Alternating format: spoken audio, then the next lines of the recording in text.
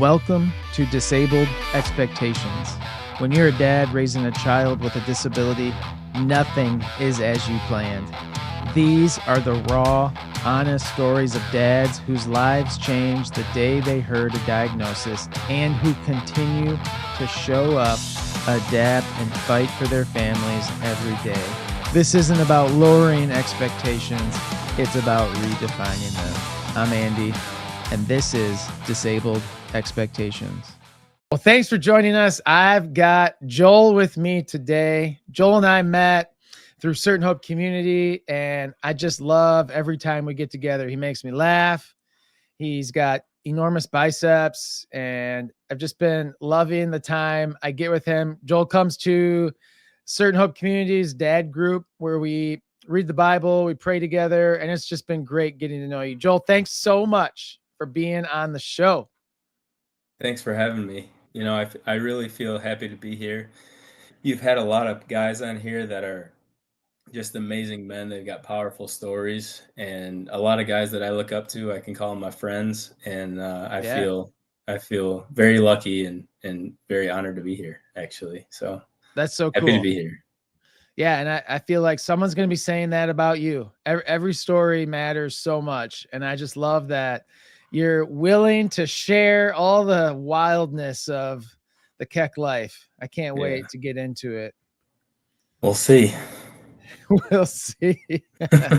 You might regret that in about an hour. No way. No regrets.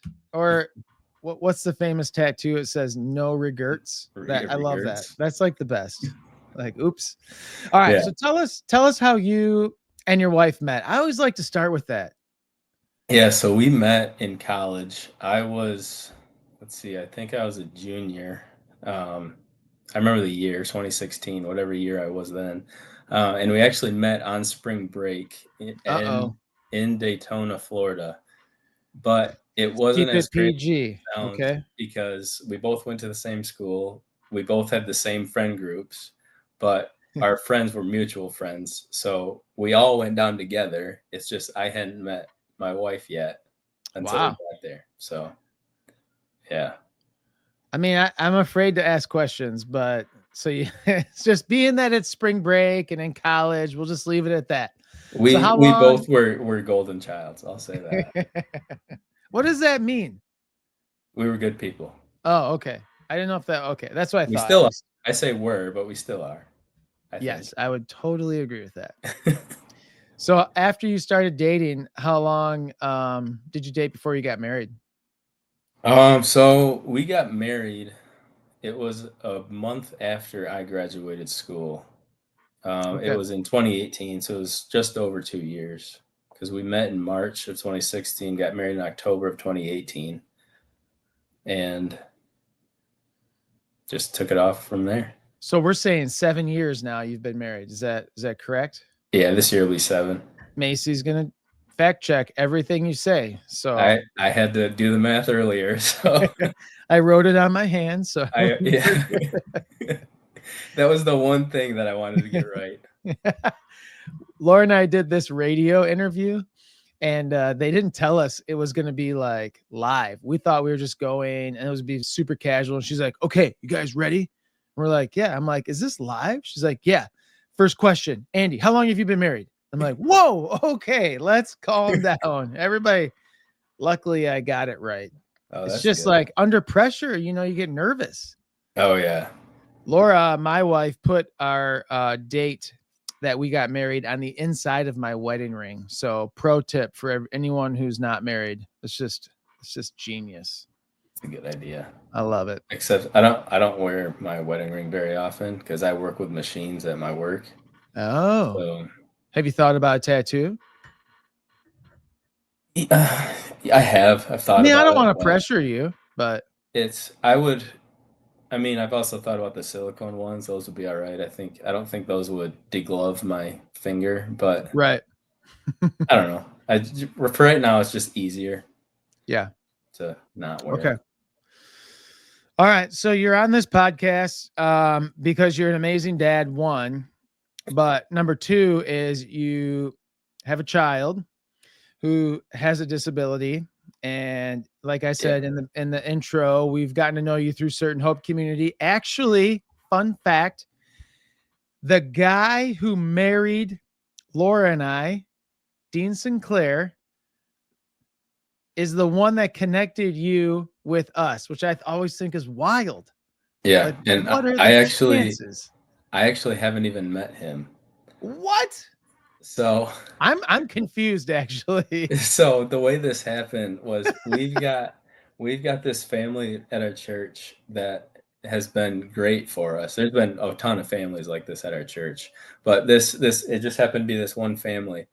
They were babysitting Cade, and they took him out for a walk one day. And the way that I was told this story was Dean St. Clair came up to them and was like, "Hey, is this yours?" And they're like, "No, no, no, no, no. We're just babysitting."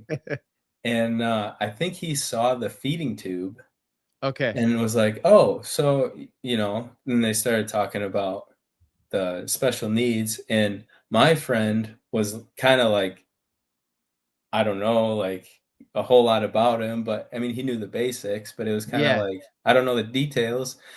So they exchanged information, and then my friend got the information to me, and then that's how I met you guys. That's so So, wild.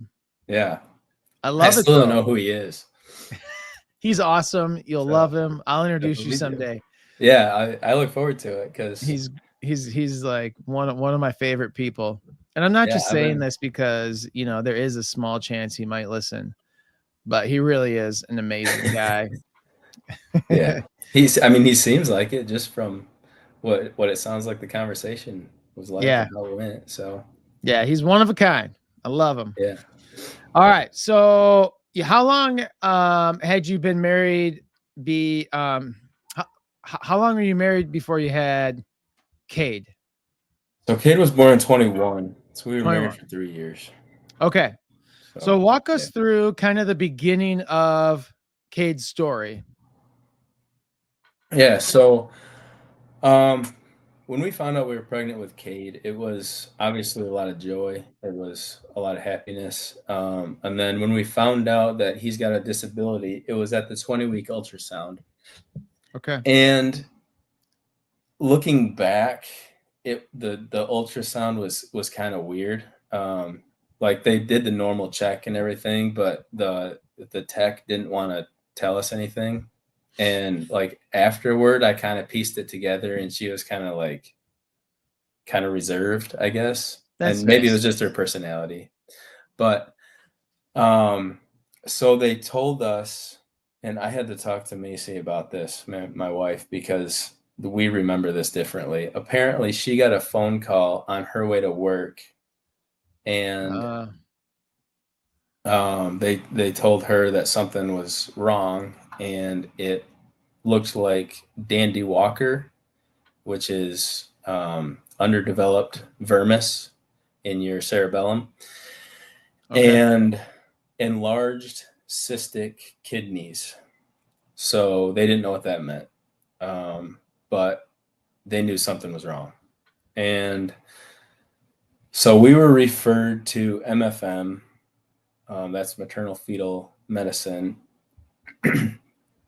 And pretty much from then on, it was like we were going to appointments every other week, whether it be an ultrasound with MFM or the regular OB, or we had appointments with potential doctors that Cade was going to be seeing, just kind of a meet and greet, what to expect from their Yeah. world. Like, so we met the neurosurgery team, we met nephrology, we met everybody that could be involved, Like which all the that ended friends up you being the never worst. wanted. Right. Yeah. And they all ended up being nice. So, I mean, the doctors at Helen DeVos are amazing. There's been a handful, that there's always a few that Yeah. you don't like, but overall they've been amazing. And I shouldn't even say don't like. It's Yeah, they're just not just it your seems like there's favorite. better ones out there. Yeah. Um, but yeah, so the rest of the pregnancy was a lot of appointments, a lot of unknowns, because it was just Um, they kept telling us, since it's a neuro, what did they say? Neuro, um, no, it was a brain malformation, the Okay. Dandy-Walker. That's what they kept saying. So since it's a brain malformation, they didn't know what to expect. I mean, nobody had any idea. When you say what to expect, are you saying in life or for birth? In life. Okay. So they expected the birth to be relatively normal. Gotcha. They knew that he would have low muscle tone ahead of time, which is part of the Dandy-Walker. Um, and another part of it is that affects his speech and feeding and fine motor skills. But Mhm. the big thing right away was the low muscle tone. Um, Okay. so they didn't know how he would grow, basically, and Man. And that how was tough. I'm gonna interrupt you a bunch. Okay. But how did they tell you this? Are you at an appointment? Is this on a phone call? Yeah, so when we met the doctors, like we met I don't remember if it was neurosurgery or neurodevelopmental, some neuro department. Yeah. They told us that they told us about the brain malformation. It's because it's right, I keep pointing at it, it's right in the back of your head. Um, they told us all of those symptoms of all of those things are symptoms of Dandy-Walker. And Hmm. he told us in the appointment that it would be like lifting him up and his arms just he can't bring his arms up. He's just his arms and his legs are just dangling. Okay. And so he said it could be that, or it could be nothing really. I mean, you never know. Wow. And so it's this wide spectrum of not being able to move or being fine, essentially. Are you And we serious? Like there's that's the spectrum is like there could be almost be no Yeah. indication that anything was going on or like Yeah. the complete opposite? Yeah. So to jump ahead a little bit, and I'll Wow. come back. Um, we found out after he was born, we did genetic testing on him and on us, and we found out that he has Joubert syndrome, Hmm. which is it's the same Dandy-Walker thing in the brain, but there's a different symbol for it. It's called the molar tooth sign, where if you look at an MRI scan, you see the shape of a molar tooth on the top of the head. Wow. And so with that, there's a whole bunch of other symptoms that he's at risk for, and he still is today. But Okay. so after we found that out, we had talked to a friend that said that they knew this guy, or maybe a friend of a friend. I don't know who this guy was, but he, 40 years old, been a lawyer, stumbled up the stairs, went in to get tested, and he had Joubert syndrome. Hmm. So that's the spectrum that we're talking about. Wow. Do you remember? I mean, I don't even know how I would answer this question, but do you remember like all that was going on in your head when they're breaking this news to you and Macy about like the Dandy Walker? Because had you heard of that? No, Have you heard of the Joe Bear syndrome at all? no, there was a lot of googling. There still Yeah, is, but which like that doesn't necessarily help, no, right? Like I no. googled it, feel a Especially lot better. it's especially when the kid's not born and you can't see symptoms. Right.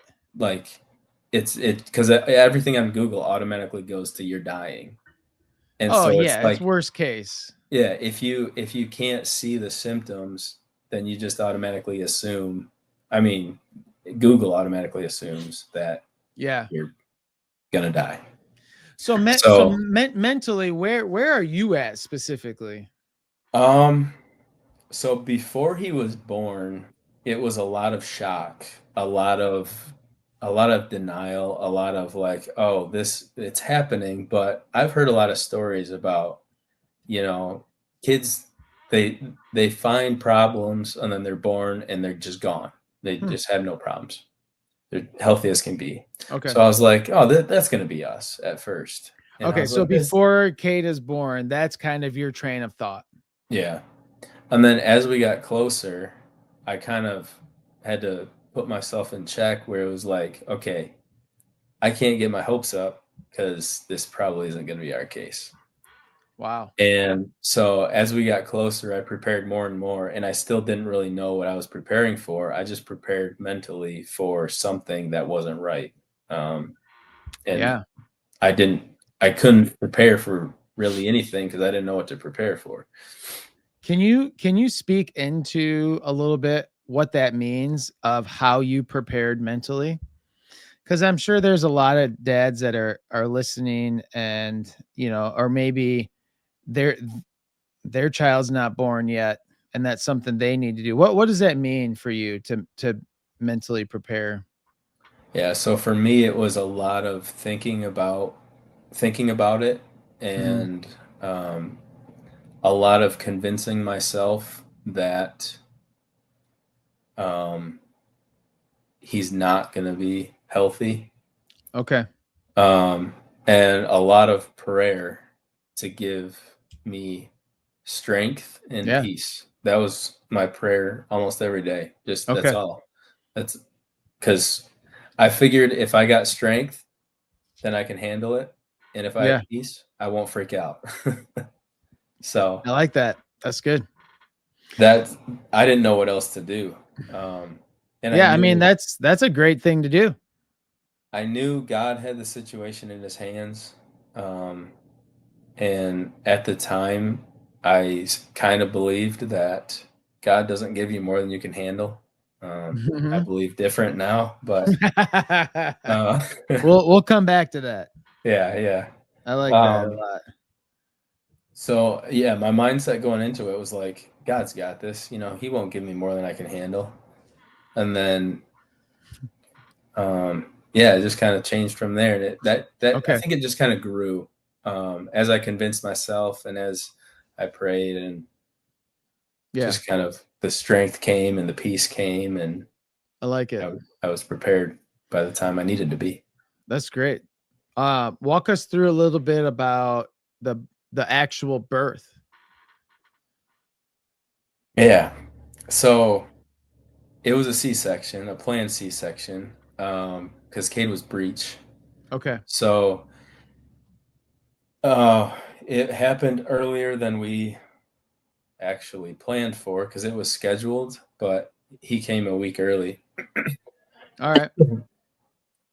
But I had talked to them beforehand, and I don't remember who, probably the OB, but I asked how it would happen because I knew Cade would go to the NICU. We knew that. We didn't know how long, but we knew it was going to be at least a few days just to make sure that he was in check and make sure all Yeah. these things that were at risk were taken care of and mitigated. Um, but so I asked how it would go, and whoever I asked, they said the dad usually goes with the baby, and then the wife or the mom goes to her room in recovery.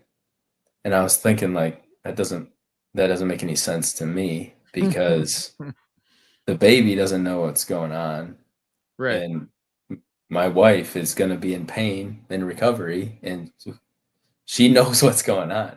Yeah. She's going to be all alone after giving birth to her first child, and that's not how it's supposed to go.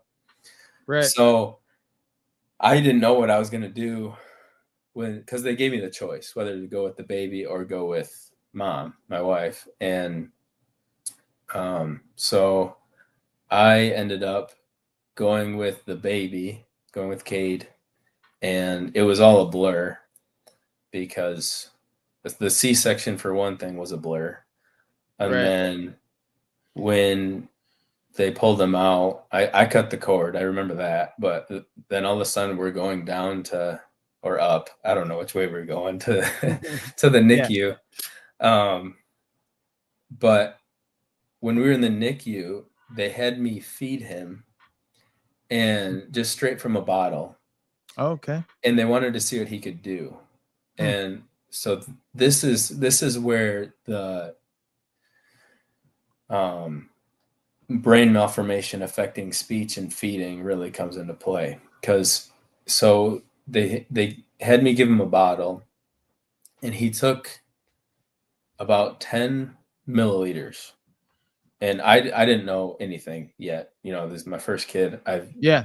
I don't know anything about newborns. So Rookie season. they said 10 milliliters. That's great. He's doing great. And I'm like, perfect. This is cake.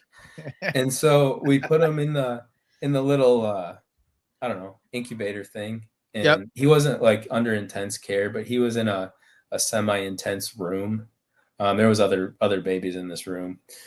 And so I was like, all right, so he's just gonna lay here. And they're like, yep. I was like, okay, I'm gonna go up to my wife then and make sure she's all right. And so everybody's like, okay. It's like weird. So they walked me up there because I didn't know where I was going. And so I was with her for a while, and I would go. Actually, I don't know if I went back to Cade without Macy, my wife. Yeah. But there was a while there while Macy was still in the hospital recovering. We would I would wheel her there because she wasn't able to walk that far, and I would wheel her down the elevator through the lobby of Butterworth over to the Children's Hospital, up those elevators to the NICU. And I think that was Wow. like 3 days or something. And then until she was released.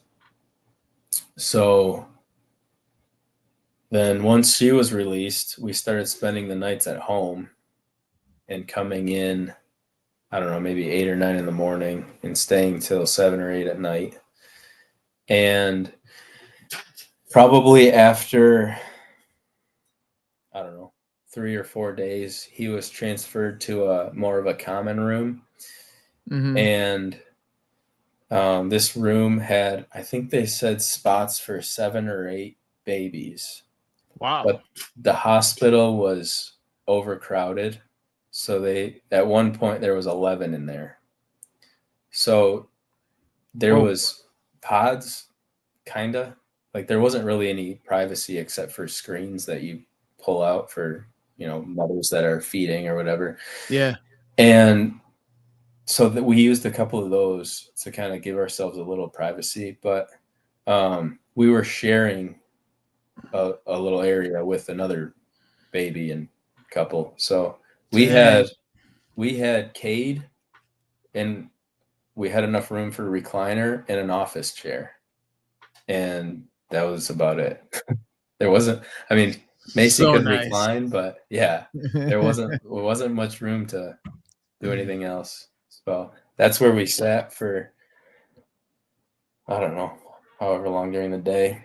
How long were you in the NICU and the hospital? We were there for 22 days.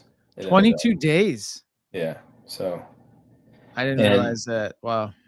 so, yeah. So it was in November, and, Thanksgiving came around, and we didn't know what to do because we didn't want to leave. It's a weird feeling to have to leave your baby to go to Thanksgiving. Yep. And we ultimately chose to leave him, but not to see the whole family. We just went to see our mother-in-law, or my mother-in-law, and Yeah. we had dinner with her, and then we went back to the hospital. But other than It's that, we spent most of our time there. yeah, it's crazy just hearing you talk about like, and that's not only true for you, but like there's so many choices immediately. When you have a child with this, where do you want to go? Do you want to stay with your wife or do you want to go with the baby? And you're Right. like, and that's like, I mean, that's everyone's choice, right? And then it's like you have Yeah. all these choices, like, well, you can stay in the hospital or you can go try and participate in a normal way at this holiday function. You're like, yeah, like, this is not a choice I want to make. It's Yeah. like from the get go. Yeah. And we met this other couple that they were super nice in the NICU. There's a common room on our floor. I'm sure there's one on every floor where you just go and eat lunch or whatever. It's kind of like a break room maybe. Yeah. and they had a premature baby, and sweetest couple. And I heard them say that they heard from somebody else that the NICU is the hardest thing that a parent would Mm. go through. Wow. And I took it and I was kind of like, huh, well, that's good because, we're here and it's going to be over with, eventually. But it turns out that's only true for premature babies. Yeah, I was gonna ask you, That's do you think that's true to this day? no, No. absolutely not. Did you wanna think about it a little bit or yeah? Yeah, I would definitely not say that for my Wow, child anyway. But man. yeah, so then when we left the NICU, they told us that we should do a sleep study. And so I think Okay. it must have been a week or two later that we did that. And so the sleep study was on a Saturday night. And on Sunday afternoon, the doctor calls. So before we even answered, we knew that it wasn't good because no doctor calls on Sunday afternoon. Yeah, yeah. So they wanted us to go to the hospital because he had severe central and obstructive sleep apnea. Oh, wow, okay. And so with that, obstructive sleep apnea is the most common one where something's just blocking your airway, like Yep. your pipes close or whatever. But central sleep apnea is less common, and that's your brain telling your body or your lungs, whatever, not to Mhm. breathe.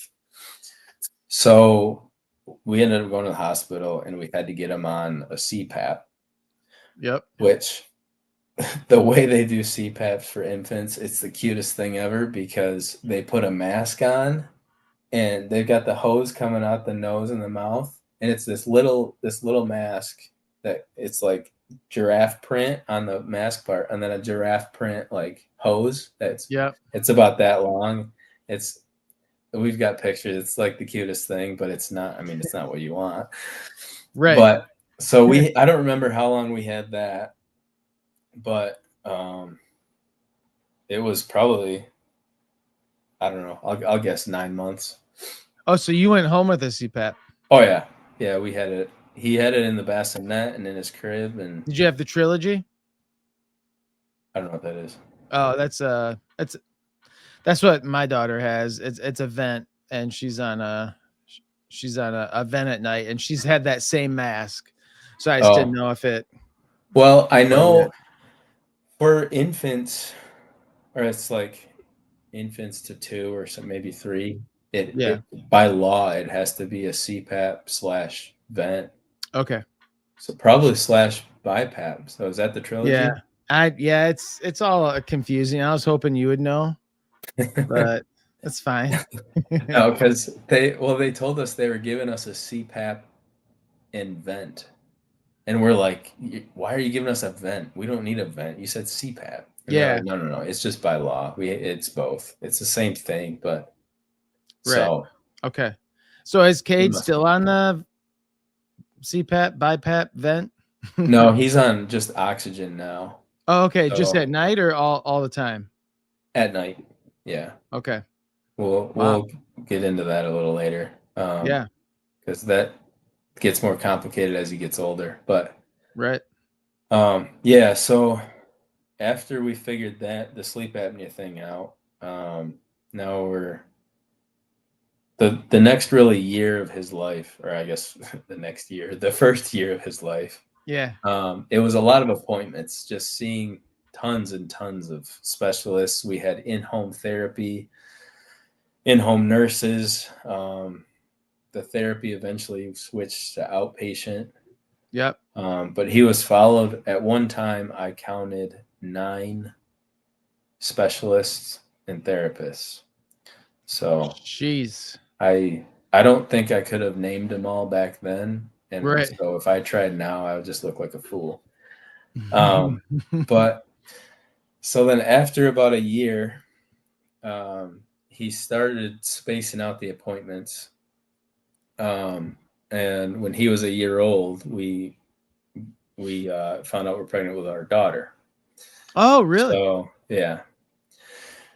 So then, fast forward a couple months, about February, March, he really took a turn and decided that he wasn't happy with us being pregnant, and he stopped sleeping and then really never slept again. Oh, wow. Is But that true to this day? he's not a good sleeper. Oh, okay.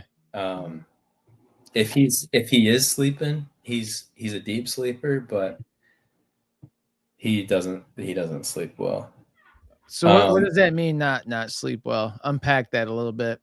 well, so the first when he started this, and it was March, February or March, but he went three days and 3 nights no sleep. Okay, that would be not a good sleeper. Yep. Yeah, You and win. well, and I remember it was a Saturday afternoon, and Macy and I were just so fed up with it. We were so tired, Yeah. and I was holding him. And when he's not sleeping and he's angry and he's yelling and he's kicking and he's strong. He's got low muscle tone, Yeah. but that doesn't mean he's weak. He's strong when he wants to be. So he does this thing where he kind of curls himself into a fetal position as far as he can, and then he just straightens his body straight as a board, Oh, and wow. he kicks hard. So at one point, I was just tired of it, and I was holding him sitting on the couch, and I put him down so that he was laying on the couch, and it was just like boom, out like a light. He fell asleep. Really? And so Macy and I are like, shh, don't touch him. Yeah. It was like, but he probably slept for, I don't know, 16 hours, 20 hours. It was a long time. Which Probably also not makes long, you but nervous, right? yeah. Like, Oh yeah. you're like, "Uh-oh, Yeah. he's sleeping too long."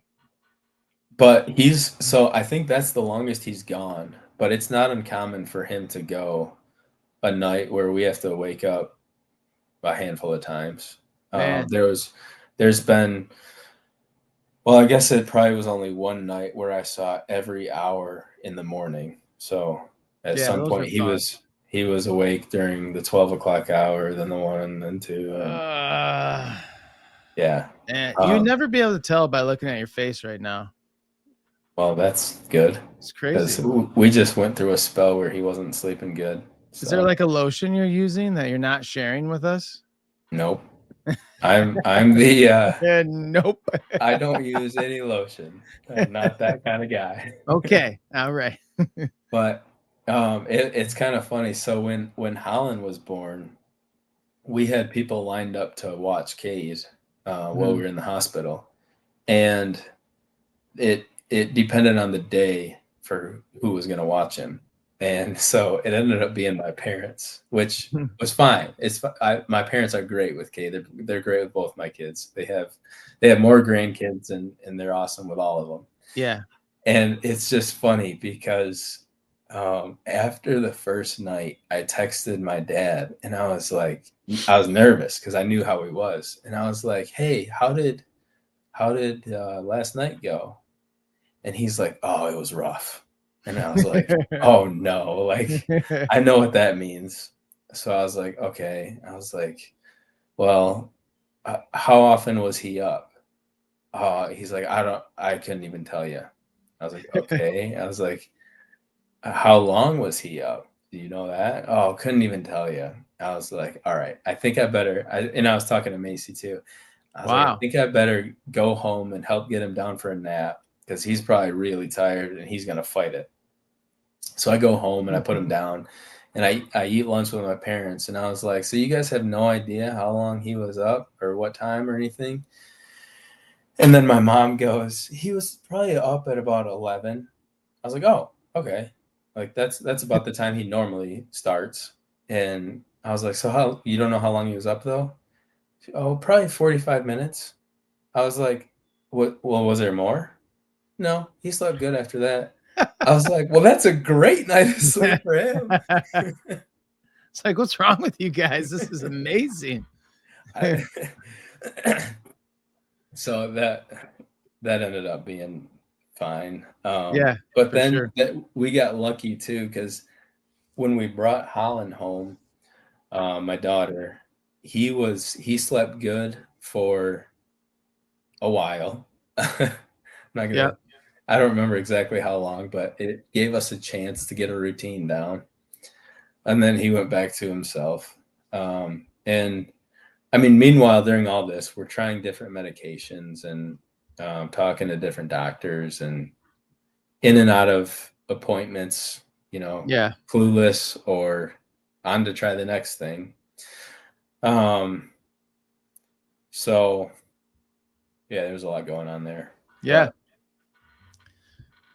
That's so, sleep has a way of just breaking you.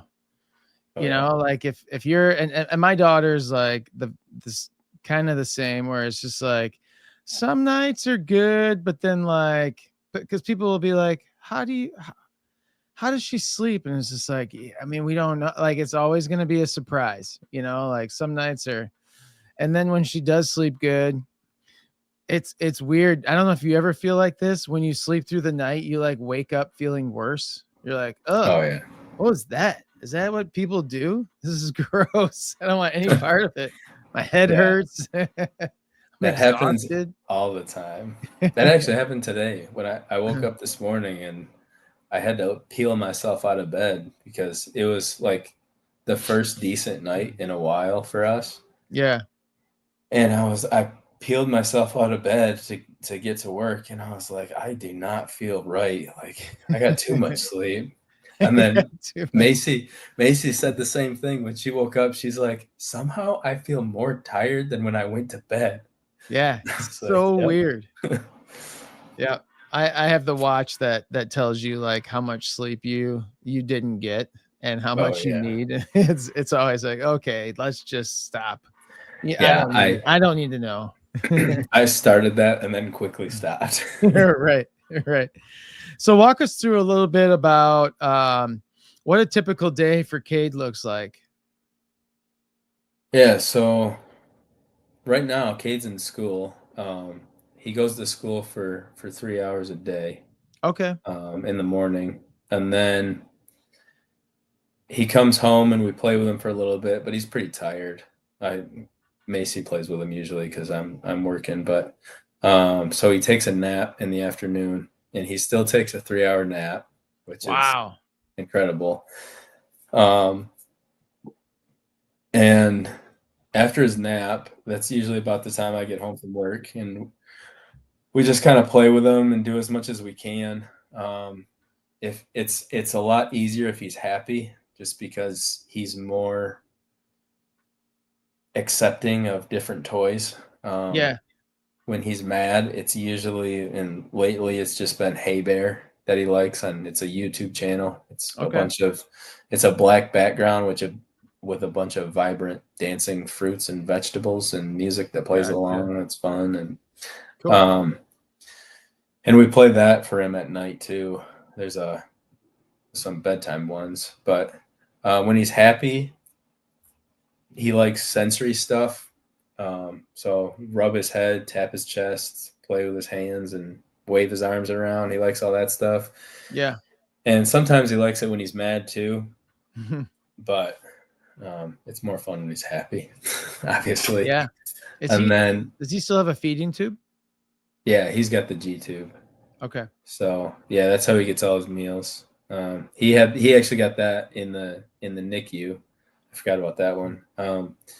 When it was, I think, a couple days before we left the NICU, they took out his NG tube and put a Mm, G tube in.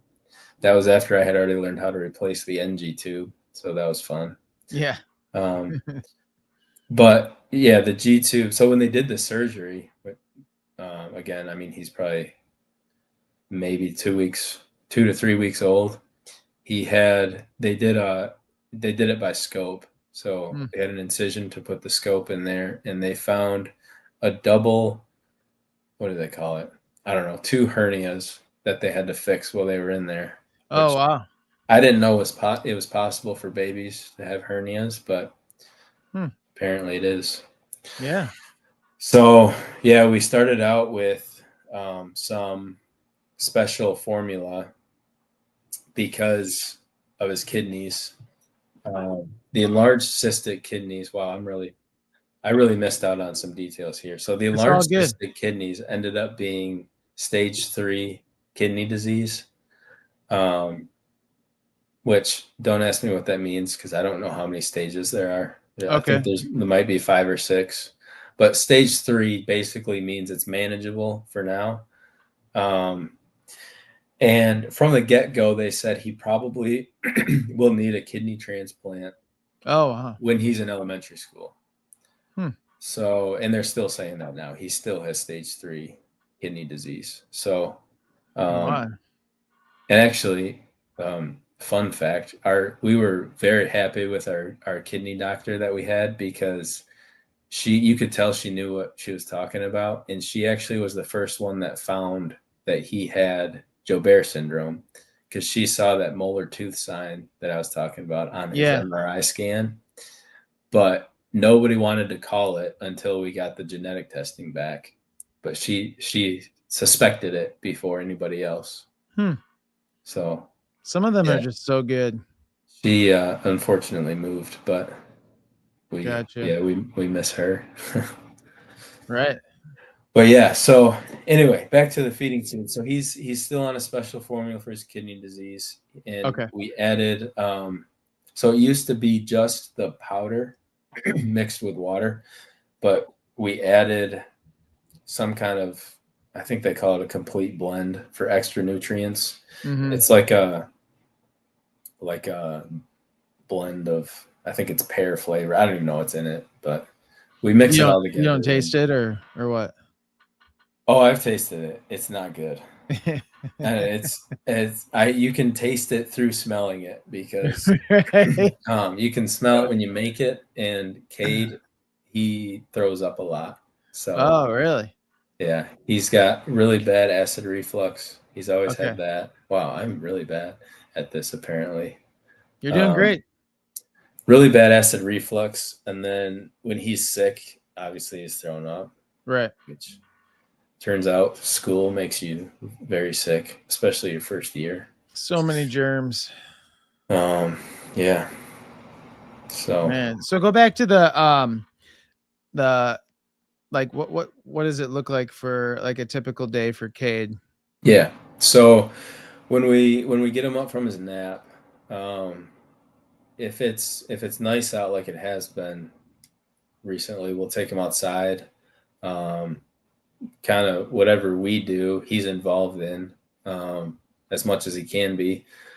And so if we're outside with Holland and she's playing, running around, he'll be right out there with us in his wheelchair. Okay. Um, or if we're inside, then Yeah. he'll be right around either in his special tomato or he's got an activity chair because he's immobile. So the low Okay. muscle tone, he can't walk or sit up without Okay. a 5-point harness. And is he Um, able to communicate at all? no, Okay. he communicates by screaming. All right. So we can tell based on how he is if he's happy or not, Yeah. and then we've learned how to tell if he's in pain or not, but it's not, it's just in the way he either whines, screams, or laughs, Yeah. really. And you guys are the experts with that. Like Yeah. Wow. So it's difficult because when something happens, we kind of just throw the kitchen sink. I mean, if he's screaming like he's in pain, it's Tylenol. He's got meds for that he's prescribed. It's gas Right. drops, And then if he's Okay. still upset, maybe I don't know. We'll think of the next thing. But Yeah. Yeah. Wow. Um have you guys been able to go to church at all through this? yeah, so our church um, has been very good to us ever since we showed up, and Great. we went there before Cade was born. But he goes to the nursery, and we give a few instructions for the nursery attendants. but for the most part, um, he if he lays down, he'll try to sit up, and he gets far enough where he picks his head up off the floor, and then he just drops it, and he'll Uh, slam his head back, and yeah, it's a concrete floor. I mean, our yeah, church is in a school, so nursery is in a classroom, and right. they don't have any padding. So he just sits in his wheelchair, which is fine. I mean, it's only an hour, Mm-hmm. but they're usually pretty good about taking care of him. I mean, there's been plenty of times where the our next gen pastor, who's my friend, he tells me about how he has walks with Cade. He does Yeah, laps around the school because Cade's having a bad day or whatever, right. or um, they have to give him a little extra attention because he's restless or Yeah, whatever. But usually he's pretty good because when he's in a setting like that with other kids, the sensory is just he loves it. Like for sure. there is such thing as too much sensory with him, but it's Mm-hmm. well past my barrier of Gotcha. too much. Right. So Talk to me a little bit about, and I love hearing, by the way, that your church has been good for you and to you through the last 3 years. I think that's so important. Um, but how has your faith been since before and early and now with Cade? I'm just curious of the faith journey, of the ups and downs. yeah. So I've always gone to church my whole life. That's always been kind of a staple to me. But I've kind of learned as I got older that that doesn't really mean much. Mm-hmm. So when when we found out about Cade, I was kind of a Sunday Christian, I guess, and Okay.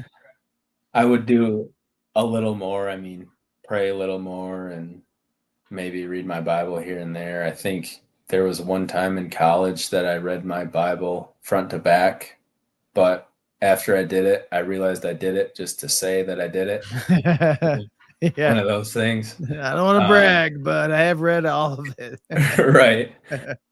So yeah, with Cade, it's been at first it was try to be more intentional with everything, be more intentional with my prayer, be more intentional with reading scripture, um, Hmm.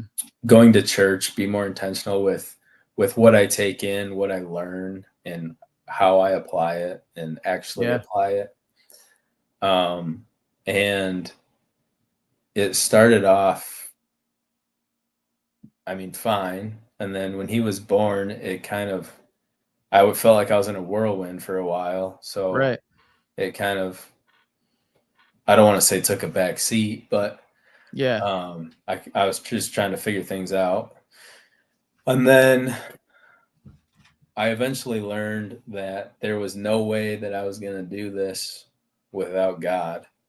Um, because I needed him more than ever, and I knew I had him, but I needed it to be a stronger relationship, and so I started praying harder, and I'm still working on it. I mean, Mhm. I have the personality where there's always room for improvement, so I'll Yeah. never think that I'm there, Right. Made but it.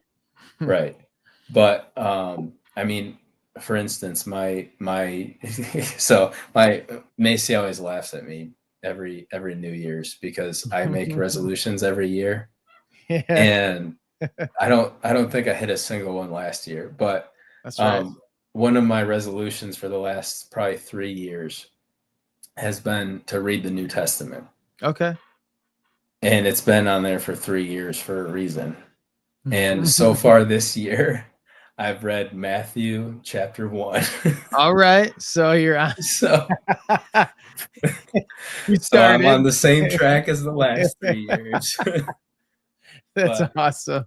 I'm I've It, been it, thinking about it more and more, and I need to do that. I mean, my prayers I feel like are intentional, and the yeah. foundation is there. I just I want to Mhm. learn more. Right. Um, No, that's so, cool. And I I think that's funny. If you don't know, Matthew is the first book of the New Testament. So yeah, Matthew 1 would be the very beginning, which is great. We which is we we as a family tried to like read through the Bible, but we listened to it. And I'm like, all right, we're gonna do this in a year. And then it took us 3 years. And I started to like beat myself up on it. I'm like, man, what is our I'm like, okay, we've got 4 kids, yeah, everyone's kind of going like we're a busy family. It's like this is okay. Like there's so much pressure we put on ourselves. It's like, listen, you're doing this. Like you're like, even if it's one verse a day or whatever we were doing, it's okay. I finally learned like it's fine. I don't care how long it takes. We're gonna finish it. So it was like 3 years later. It's like, yeah. yes, we like celebrated. We had a dinner. Like, we're like, let's go. Yeah, after 3 years, you gotta do something. Right, exactly. So what is it for you that keeps you going? Because you guys, I know a lot more than what we've talked about. Cade's had, I'm thinking about his recent surgery with his eyelids and just the after care that was involved with that, and like all the unknowns of his diagnosis, just the hard that comes mentally and physically with having a son like you have. What is it that keeps you going on those days where you're just like, man, this is too much, or I don't know if I can keep doing. What is it for you that's like, okay, I can do one more day? Yeah, so a lot of my motivation comes from people that have done hard things. Okay. Um, for instance, I don't know if you've heard of this guy named David Goggins Oh my gosh, whatever. Yeah. or Cameron Haynes or any of those guys. Don't you dare compare yourself to David Geffen. I no, I don't, but they've done hard things, and Yeah. it's that's what keeps me going. Is there's people out there doing hard things, Okay. and I consider myself to be one of them. And Yeah. it's I've got to keep going to tackle the next thing. I've got to keep going to tackle the next thing. And I mean, that's not really my mindset just to get to the next thing. Yeah. But when I think about how am I going to do this, um, I kind of so this is going to be stupid, but Hey, just let it this out. this bodybuilder named Ronnie Coleman has this saying, "Ain't nothing to it but to do it." And All right. it's a stupid saying, but I kind of live by it Ain't because it's nothing true. to it but to do it. Yeah. Do you have a shirt? No. Why I not? because I don't want to associate myself to that quote, but that's just in my head and now on here. But um yeah. I there's So, there's one from Cameron Haynes that I like better. He's a bow hunter and okay. ultra marathon runner, and his saying is "keep hammering." Oh, okay. That's I, Yeah. that's a little bit better, but Yeah. I remember, this is very random, but I think Ronnie Coleman, like he can't even walk on his own right now.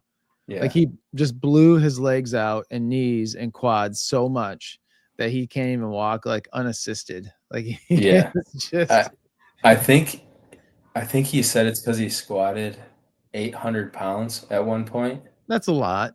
Yep.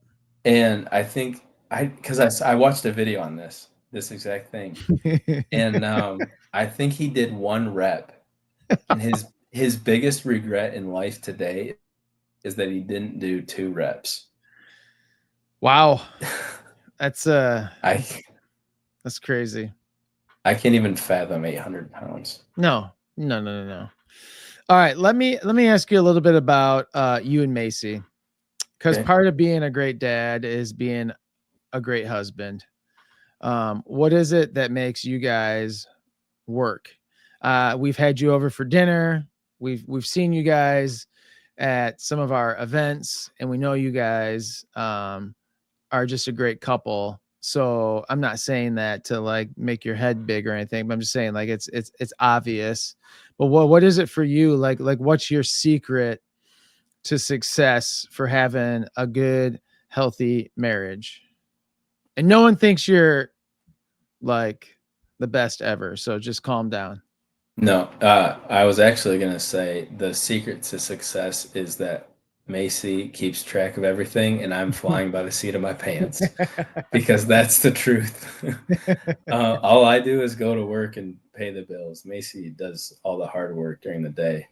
Yeah. Um, but I think we've just clicked from day one. I mean, when I think back to even meeting her and starting to date her, everything was easy. Okay. And it was all just like it was like putting a glove on. I mean, Hmm. everything just seemed to click all the time. And it was always always felt like a good relationship. That's awesome. And as we progressed through marriage, we realized that we had some issues, like any couple does, What? and um, we still are figuring out how to work through some of those. Yeah. But um, I think we both have an understanding of what we need to do for the kids and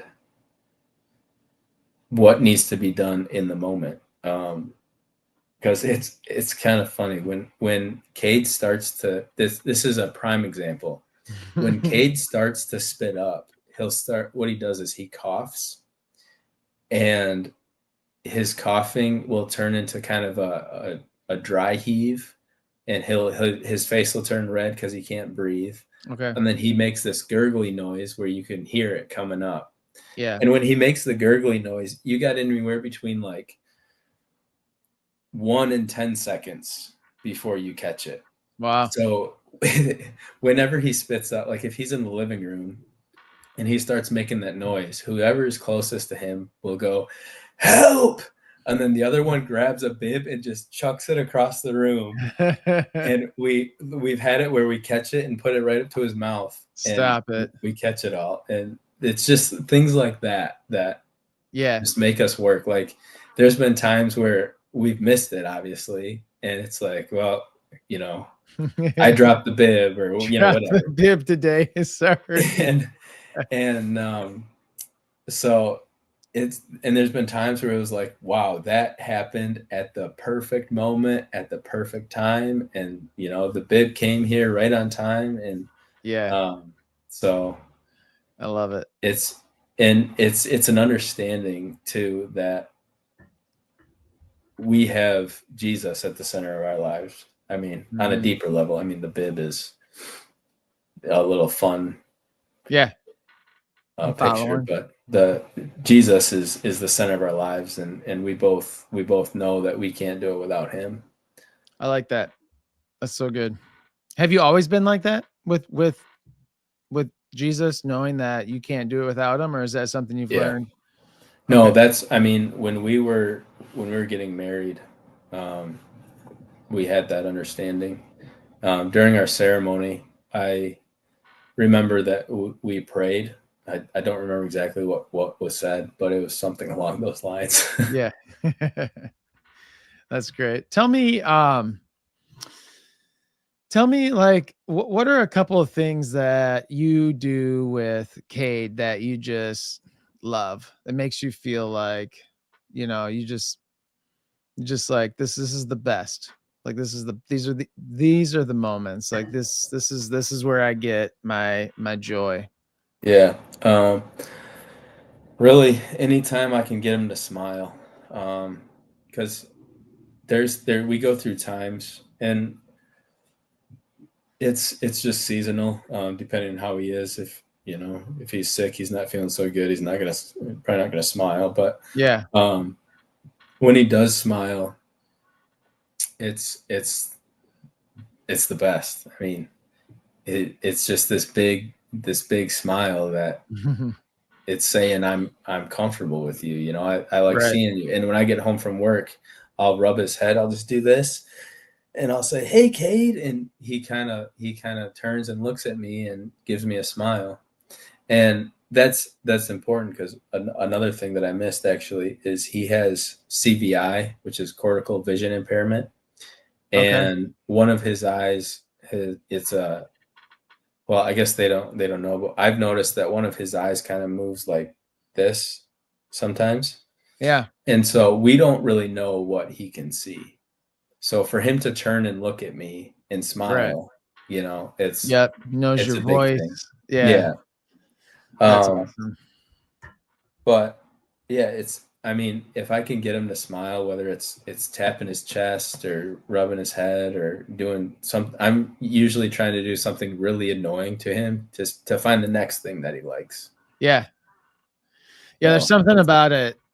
Uh, when you have a nonverbal child, as simple as a smile, just yeah, uh, it it goes a long way. I'm the same. I'm the same way. I remember the moment Briella laughed and smiled for the first time because it was always like so uncertain. Like, is this gonna? Are they gonna do that? Is that gonna be part of their story, or are they just gonna have any emotion? Like, what is it? And then yeah, you get that first smile, and it's like, okay, I can do that. I can go a little bit longer. Got this yeah.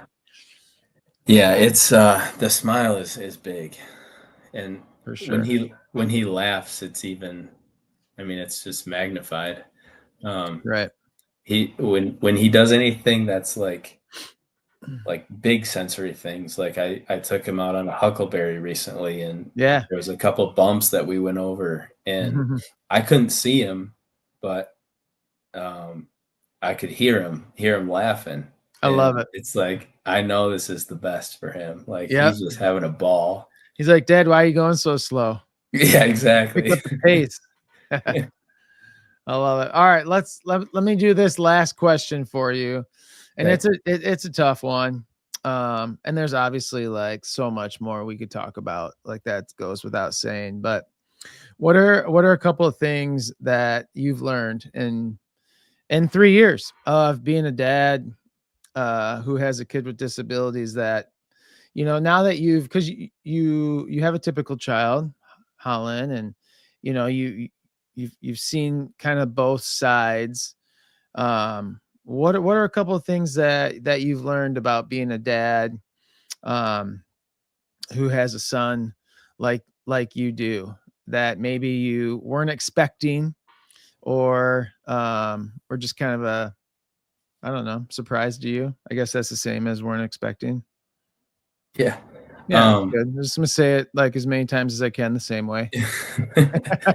so I guess the biggest thing that I've learned is not to take things for granted. I think growing up, I mean, looking back now, I had a pretty easy childhood. Um, and I wasn't really faced with anything hard unless I Okay. chose to put myself there. And now, um, I've Hmm. learned that I shouldn't take anything for granted because nothing, I mean, anything could happen. Um, Right. and having two children, one with disabilities and one that's typical, I always say that I feel like I'm raising two different species of human because they're just so different. Yeah, Um, absolutely. I mean, I know Cade is on the wide end of the spectrum where he's nonverbal, non-mobile, or not mobile, whatever the word is. G tube, but it's just so different, and I feel like I'm learning how to be a parent all over again with my daughter Right. because she did things at 3 months old that Cade never did. Yeah, for So sure. I'm in brand new territory. So Yeah. again, um, but I think that's also part of it too. Is just the constant learning. I Mhm. feel like I'm constantly learning. I'm constantly For juggling, sure. and when I say I'm flying by the seat of my pants, it's true because half the time I don't know what's going on. That's great. But I would say, you know, you say you don't know what's going on, but you're also very intentional. Like you're putting yourself in situations where it's going to benefit you and your family. You know, like for example, like we're meeting this week to read the Bible together with other dads who are like us and pray Yeah, together and just like share what's going yeah, on in our lives, like the hard stuff that you don't share with anybody else because they don't get it. You're right, you're doing that. Like you're getting your family and bringing them to a certain community event where there's again like all these families that are kind of on the same journey as you, and you're doing that. You're fighting for all the right things. So I think that's awesome. Um, and I appreciate you coming on here, sharing all your stuff. It's good. I feel like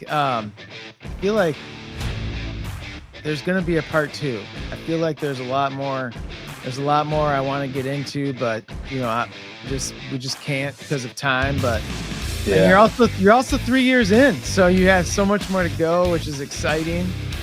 yeah. And Yeah, it seems like there's already a handful of chapters because the first year was one thing. Then when he turned and stopped sleeping, that was another one. And then when he yeah, started school, I didn't even get into much of that. His surgery, and he's been sick and in and out of the hospital a few times. But right.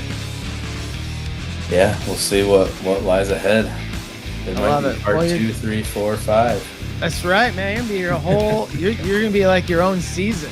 Yeah, there we go. Well, I think you're doing an awesome job. I appreciate you coming on and being a part of this. I know it like might not seem like this huge thing, but I think dads. I say this a lot. Dads really suck at being open and honest and just sharing, you know, the things that they've gone through. And even though it might not seem like there's an impact, you're making an impact on a lot of dads. And so thanks for jumping on here. I know your time's valuable. I really appreciate you joining us. Thanks for having me, and we all appreciate what you're doing.